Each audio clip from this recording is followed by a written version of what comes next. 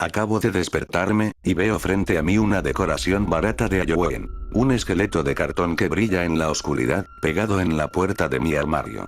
Y no, esta no es otra de esas historias creepy donde algo o alguien está esperando ahí dentro para salir a mitad de la noche y atacar.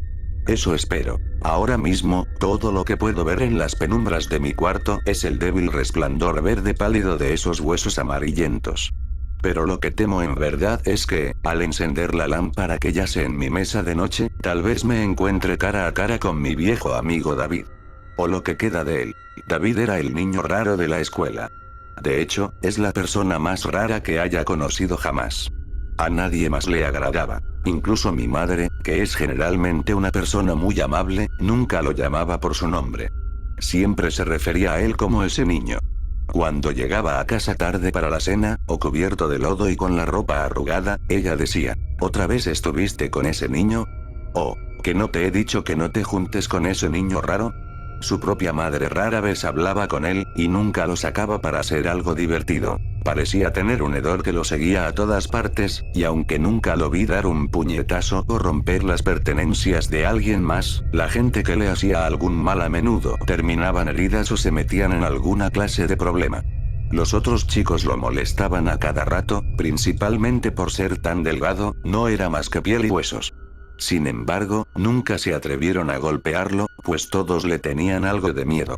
David vivía a unos minutos de mi casa y nos hicimos amigos a pesar de sus extraños ademanes. Creo que se aferró a mí, pues yo siempre fui muy paciente y comprensivo con él, más dispuesto que los demás a seguirle el juego con sus afirmaciones más alocadas. Según él, había frustrado varios robos a mano armada en el banco local, y tacleó a varios invasores en su hogar. Era el campeón mundial del body popping, y completamente letal en casi todas las formas de artes marciales. Sus mentiras eran siempre súper exageradas, e incluso de niño, esto me parecía fascinante. Quiero decir, ¿por qué no intentar sorprenderme con cosas que sonaran vagamente realistas? David solía contarme que su padre murió en un brutal accidente de motocicleta, uno de sus dos temas de conversación favoritos. Pensándolo bien, era más bien una obsesión.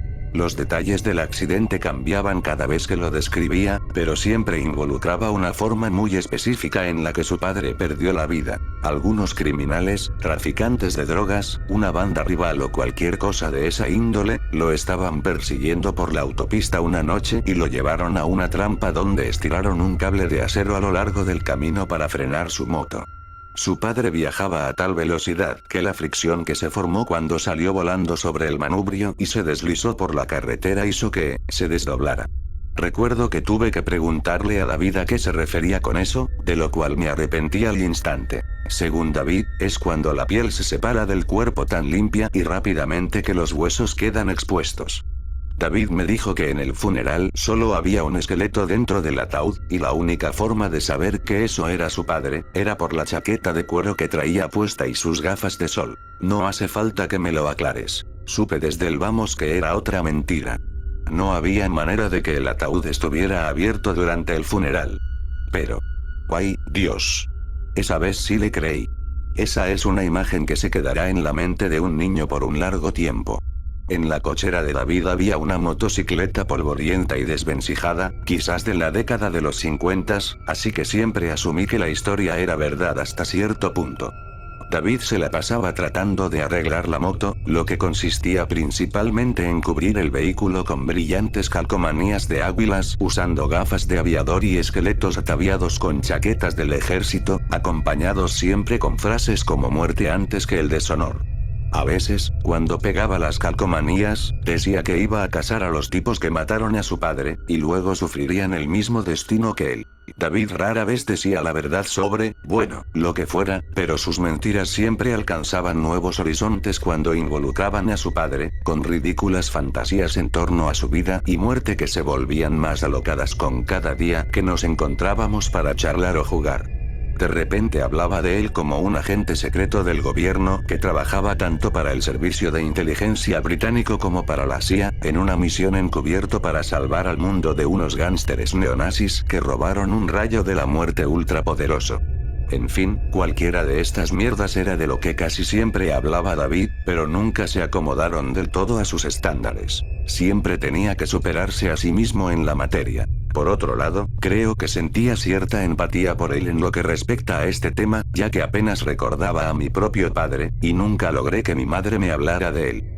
David decía que él y yo éramos como hermanos, y aunque se veía más necesitado de cariño que yo, supongo que disfrutaba de sentirme tan querido y apreciado, al menos al principio. La segunda obsesión de David eran los esqueletos. Estas cosas estaban por todas partes de su dormitorio. Modelos de plástico, figuritas de calabozos y dragones, e incluso una de esas estatuas de anatomía que encontrarías en el consultorio de un doctor. Tenía una buena colección. Amaba las xilografías de la Edad Media cuyos esqueletos representaban a la muerte, la hambruna o la mortalidad. Esas imágenes siempre me daban escalofríos, pero el cuarto de David estaba tapizado con ellas, las cuales, en su mayoría, habían sido robadas de la biblioteca. Intentaba sin descanso copiar estas imágenes y pegarlas por todas las paredes, pero, como no era muy buen artista, siempre terminaba luciendo más escalofriantes de lo que ya eran en un principio. De entre todos sus cientos de esqueletos, su favorito era una figura de cartón de tamaño real, la cual puedo ver frente a mí en estos momentos, aunque, en realidad, no es más que un adorno barato y de mal gusto, calculo yo que de 1 metro de altura, con una sonrisa traviesa en el rostro y extremidades móviles ensambladas con tachuelas, que se podían hacer girar para simular que el esqueleto bailaba un poco. Lo tenía pegado a su armario, y gustaba de rodearlo con grandes stickers. Me dijo que los tipos que mataron a su padre se lo regalaron la noche en que murió, y lo vio colgado ahí cuando se despertó por la mañana, sonriéndole. Al parecer, esto alimentó sus fantasías de que la muerte de su padre nunca se trató de un accidente, según David. Una advertencia, tal vez. Le pregunté por qué lo conservaba, y dijo que era para nunca olvidar que, a todos los que estamos vivos, nos espera un cruel destino al final del camino. A menudo describía con entusiasmo un sueño recurrente, en el cual se despertaba a mitad de la noche en una habitación con solo una puerta, bloqueada por un esqueleto sonriente que le daba una única opción para sobrevivir. David tuvo que tomar el afilado bisturí sobre el vestidor junto a su cama, un regalo del loco, y hacer un uso drástico de él para poder pasar por la única otra salida. Una diminuta ventana, de apenas 30 centímetros de ancho, para emerger del otro lado y renacer, libre de miedo. O intentaba verle el lado positivo a su obsesión con los huesos humanos, y a veces le sugería que debería estudiar para volverse cirujano cuando fuera grande. No obstante, su respuesta siempre era algo como: quiero ayudar a quienes lo necesiten, no lastimarlos. O los cirujanos pierden el tiempo cosiéndote la piel y cubriendo las heridas con vendajes. ¿Por qué dejaría que la gente sufra dentro de sus pieles? Esto era algo recurrente con David. Tenía la loca idea de que los seres vivos, de alguna manera, estaríamos mejor si nos quitásemos de encima nuestra piel. Se quejaba del calor que sentía, atrapado en esta jaula de carne. Como dije, era un niño raro. Presumía sobre experimentos secretos cuyos detalles me ahorraré, pero, en palabras simples, clamaba que estaba en proceso de aflojar su propio rostro para poder pelarlo y mostrar su verdadero ser. Seguro que se están preguntando por qué me seguía juntando con él. Bueno, con el paso del tiempo, comencé a distanciarme. Soy un buen tipo, pero me gusta pensar que no soy estúpido. Empecé a inventar excusas cada vez que me invitaba a su casa y me aseguraba de no sentarme cerca de él en clases, aunque no podía evitarlo del todo. Siempre me encontraba en la cafetería y se las arreglaba para quitarme el apetito con sus ideas repugnantes. Mi madre y yo nos mudamos de la ciudad de forma discreta cuando yo tenía 10 años. Y, siendo honesto, sentí un gran alivio al dejar a David atrás. Hubo 2 incidentes, no mucho antes de irnos, los cuales reforzaron mi creencia de que ese niño quizás era algo más que solo un poco raro. Que, tal vez, era una amenaza en potencia. Una vez, me invitó a una pijamada en su casa, alegando que sería una gran oportunidad para tomarme ciertas medidas y dar mis primeros pasos para deshacerme de, según él, mi caliente y pesada piel. Lo dijo de una forma muy amigable y alegre, como si propusiera una actividad completamente normal que se hace en las pijamadas. Por supuesto, me saqué de la manga alguna excusa, algo sobre que mi madre no me daba permiso de dormir en su casa, lo cual tenía algo de verdad. Y aunque ya empezaba a inquietarme por las ideas de David, aún me convencía de que él solo estaba inventando cosas. Asumí que estaba un poco molesto y desesperado debido a mis constantes esfuerzos de rechazar su compañía. Tal vez, en su propia forma extraña y retorcida, intentaba intrigarme para que siguiera siendo su amigo. Sin embargo, el segundo incidente me obligó a aceptar que, en efecto, este chico no estaba jugando. Tarde por la noche, a tan solo unos días de mudarnos, desperté de una terrible pesadilla sobre David, y pegué el grito en el cielo cuando vi a aquel esqueleto fluorescente pegado a la puerta de mi armario, sonriéndome, a tan solo unos metros de mi cama, con sus extremidades balanceándose suavemente gracias a la brisa que se colaba por la ventana. Solía dejar mi ventana abierta por las noches, pues supuse que era demasiado pequeña para que alguien entrara por ahí. No obstante, parece que David se las había arreglado para pasar, con todo y su esqueleto de cartón. En ese tiempo, David era un niño flacucho que yo podría haber cargado sin mucha dificultad, aunque, incluso para él, debió quedarle muy justa esa entrada. Mi mamá entró corriendo, mas nunca le dije por qué estaba tan asustado, pensando que me metería en problemas por dejar que David se escabullera en nuestra casa mientras dormíamos. Ya nunca más dejé la ventana abierta durante las noches después de eso, de hecho se convirtió en mi regla número 1 en la vida. Regresé el esqueleto a la mañana siguiente, molesto, pero para ese punto estaba tan asustado del tipo que, en lugar de quejarme por su truco tan cruel, solo fingí que me gustó la broma y le pregunté por qué lo había hecho. Él actuó sorprendido, jurando que nunca entró a mi cuarto en la madrugada. No me molesté en discutir con él, solo inventé unas excusas sobre la marcha y me fui. Mientras caminaba por la banqueta, sin intenciones de volver, noté que David me miraba desde su habitación, con una extraña mirada en su rostro que no me gustaba para nada. Se veía agotado, sin energías, y, a lo mejor, un poco asustado. Fuera como fuera, no me volví hacia atrás. Era tiempo de dejar ese sitio atrás para nunca regresar. Nos mudamos a la ciudad vecina y asistí a una preparatoria diferente a la de David. De hecho, nunca volví a verlo. Ni siquiera sé cómo luce hoy en día. Un par de años más tarde me enteré, gracias a alguien que conoce a algunos familiares de David, que su padre no murió en un accidente de motocicleta. De hecho, ni siquiera está muerto. Los abandonó porque no soportaba a su esposa, o tal vez al mismo David, lo que hace que me pregunte, entonces ¿por qué este niño se obsesionó con la gente que pierde su piel? Como dije, no nos mudamos muy lejos, solo estábamos a varios kilómetros de distancia y, aunque yo nunca me lo topé de nuevo, a veces, mi madre podía verlo deambulando por ahí, en las calles, y solía preguntarle cómo estaba. Ella nunca dejó de referirse a él como ese niño o ese chico. A menudo, deseaba en voz alta que se hubiera quedado atrás para siempre, donde dejamos nuestro antiguo hogar. Siempre me pareció curioso lo incómoda que la hacía sentir. Después de todo, y a pesar de lo que pensara, no dejaba de ser un niño flacucho que no tendría oportunidad alguna de ganar en cualquier tipo de pelea. Empecé a sospechar que, quizás, mi mamá sabía cosas sobre él que nunca me contó. Llegué a escuchar historias de amigos que aún vivían en mi viejo vecindario sobre mascotas que desaparecieron durante la noche, y que, al cabo de unos días, eran halladas en un estado deplorable y repulsivo. Sin embargo, nadie me contó todos los detalles del asunto, salvo que se sospechaba que David estuvo involucrado. También hubo un incidente donde David sacó un cuchillo contra un bully de la escuela, amenazando con cortarlo. Y aunque nunca se encontró evidencia que lo respaldara, él y su madre fueron presionados para que se cambiara de escuela. Con el tiempo empezó a desvanecerse de mi mente. Solo lo clasificaba como otro chico raro que cuenta historias estúpidas a la gente para llamar la atención. A veces, tenía pesadillas sobre esqueletos marchando por las calles, reclutando gente para su ejército sin piel. Pero, todos tenemos pesadillas de vez en cuando, ¿no? Honestamente, pensé que David crecería para sorprender a todos, convirtiéndose en una suerte de doctor mundialmente reconocido, o un exitoso cirujano plástico que trabajara en Beverly Hills.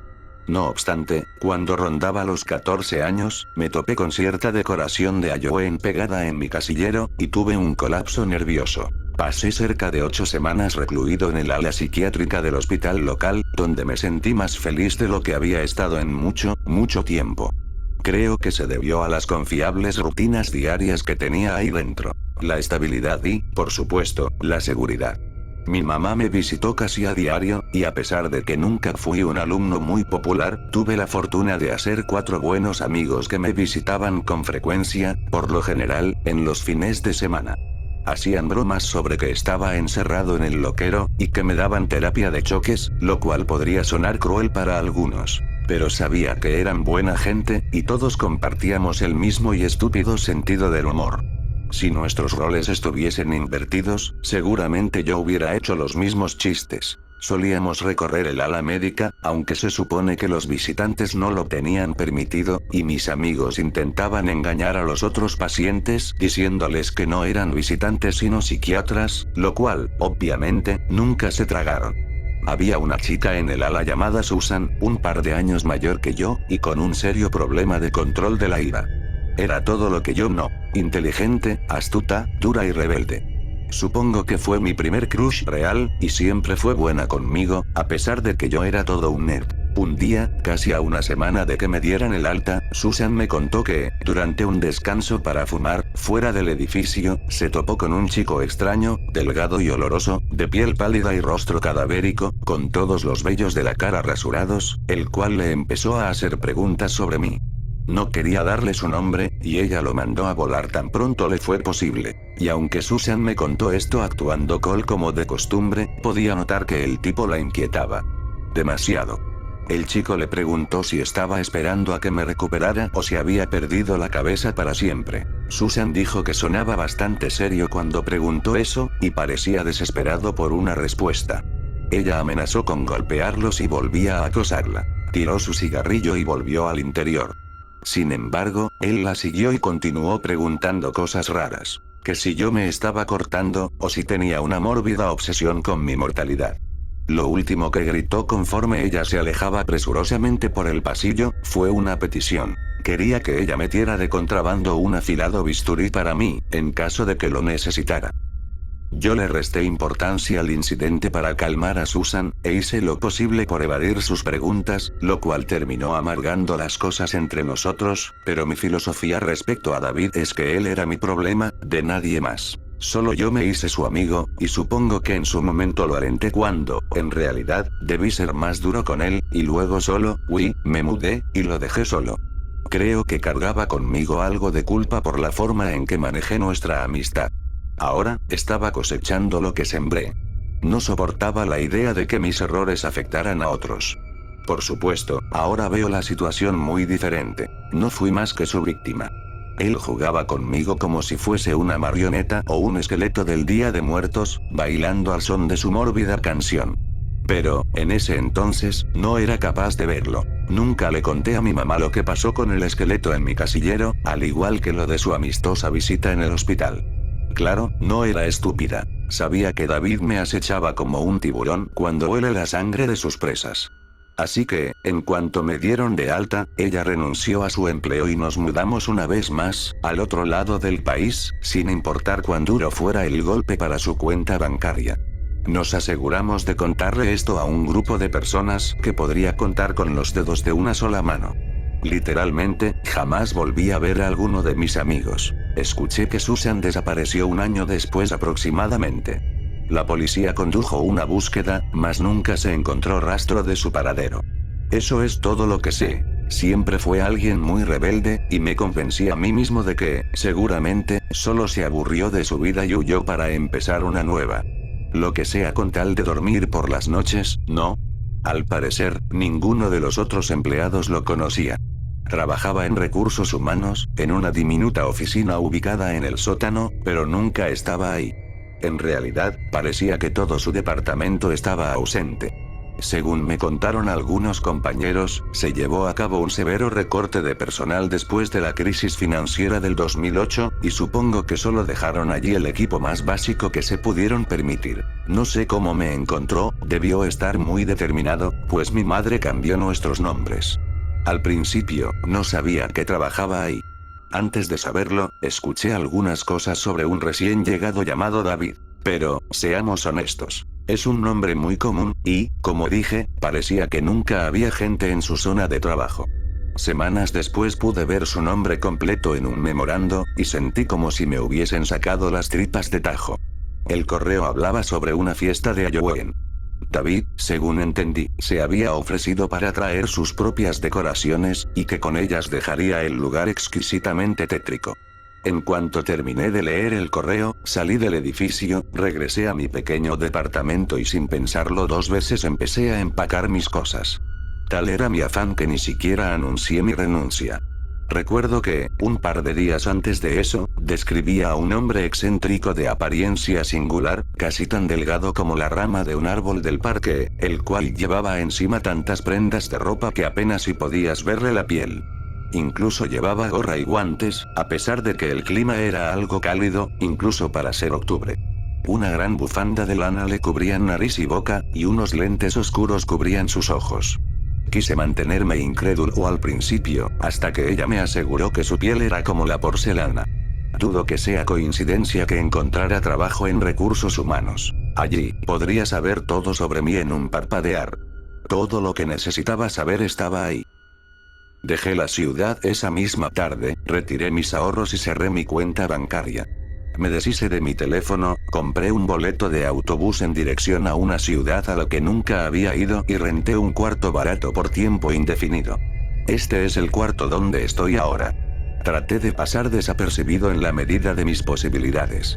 Por suerte, mi mamá me enseñó a tener siempre suficiente efectivo para poder mudarme sin problemas en caso de ser necesario, o simplemente para permitirme comida decente y pagar el alquiler. He vivido modestamente de todas formas, así que no me molesté. No comía mucho y evitaba situaciones o eventos sociales.